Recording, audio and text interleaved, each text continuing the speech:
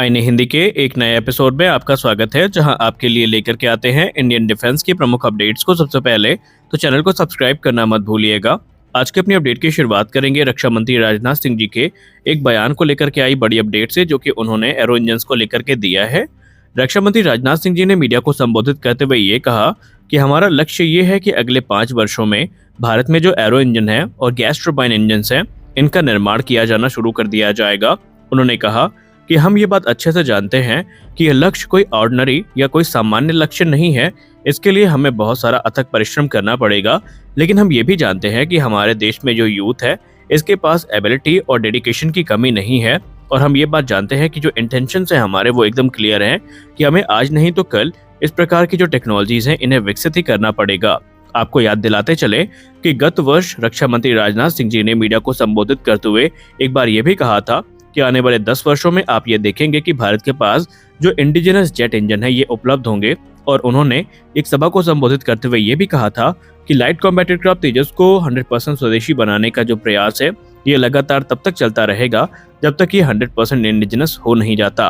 और उन्होंने कहा, आज नहीं तो कल इस लक्ष्य की पूर्ति भारत के द्वारा अवश्य की जाएगी। खैर, अगर हम इंजन प्रोग्राम की बात कर ही रहे हैं तो आपको बता दें कि इस समय 3 से 4 जो बड़े इंजन प्रोग्राम हैं, ये ऑलरेडी या तो शुरू हो चुके हैं या फिर होने वाले हैं। इसमें सबसे प्रमुख होने वाला है जनरल इलेक्ट्रिक F414 इंजन का भारत में निर्माण, जो कि 80% ट्रांसफर ऑफ टेक्नोलॉजी के साथ भारत में बनाए जाएंगे।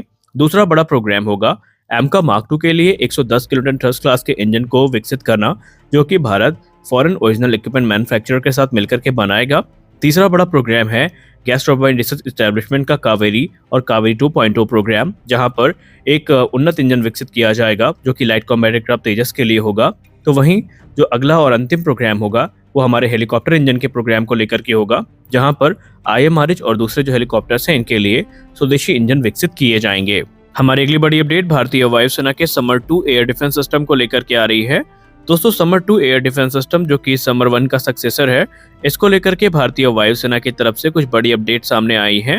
भारतीय वायुसेना के मेंटेनेंस चीफ ने ANI से बात करते हुए ये बताया कि इस समय जो ओल्डर मिसाइल्स हैं, खासकर जो रशियन ओरिजिन की BVR मिसाइल्स हैं, इनको चिन्हित किया जा रहा है और ये मिसाइल अपने एक्सपायरी डेट के नज़दीक है। और हम इस समय उनमें कुछ बदलाव करके एक पॉसिबल मैनर में इन्हें एयर डिफेंस सिस्टम में कन्वर्ट कर रहे हैं, जहां पर आने वाले भविष्य में ये जो एरियल थ्रेट्स हैं, इनको काउंटर करने में पूरी तरीके से सक्षम होंगे। और उन्होंने कहा कि हम यहाँ पर कुछ स्पेसिफिकेशंस या कुछ विशेष मॉडिफिकेशंस भी कर रहे हैं, जिनसे इनकी जो टेक्निकल लाइफ है उसको बढ़ाया जा सके। आपको बता दें कि अभी जब से वायु शक्ति एक्सरसाइज हुई है, तो समर 1 को लेकर के काफी सारी बहस हमें देखने को मिली है। कुछ लोग इसकी एफिशिएंसी और कैपेबिलिटी पर सवाल उठा रहे हैं, तो कुछ लोग ये कहते नजर आ रहे हैं कि क्या एयर टू एयर मिसाइल्स को as a air defence system इस्तेमाल करना सही होगा। लेकिन आपको बताते चलें कि इसमें जो R-27 मिसाइल का इस्तेमाल समर 2 में किया जाना है, इसने पहले भी as a air defence system जो एनिमी फाइटर एयरक्राफ्ट है, इनको डिस्ट्रॉय किया है। और इसके बारे में हमने अपने प्रीवियस वीडियोस में बात भी कई बार की है। हमारी अगली बड़ी अपडेट स्पुतनिक की एक रिपोर्ट को लेकर के आ रही है। दोस्तों, एक रिपोर्ट में ये बताया जा रहा है स्पुतनिक की कि भारत के द्वारा ऑलरेडी जो रुद्रम 1 और रुद्रम 2 मिसाइल्स हैं, इनको कई बार टेस्ट किया गया है। और उन्होंने ये बताया कि आने वाले भविष्य में भारतीय वायुसेना के जो फ्रंट लाइन फाइटर्स की फ्लीट होगी, उनमें ये जो एडवांस एंटी रेडिएशन मिसाइल है, ये हमें देखने को मिलेंगी।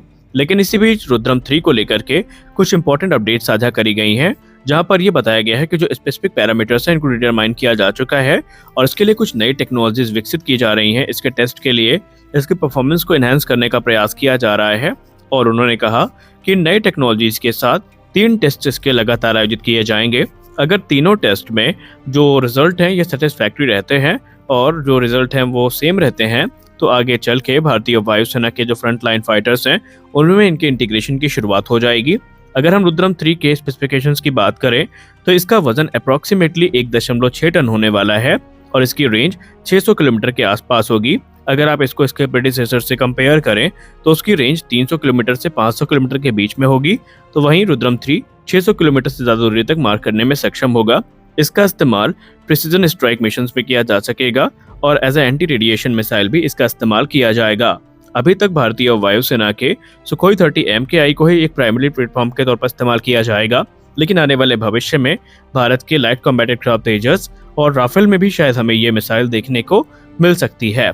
तो कुल मिलाकर के रुद्रम सीरीज की बात करें तो ये जो मिसाइल्स हैं ये काफ़ी कैपेबल हैं और आपको बताते चले कि रुद्रम 2 और रुद्रम 3 के दो अलग-अलग वेरिएंट देखने को मिलेंगे।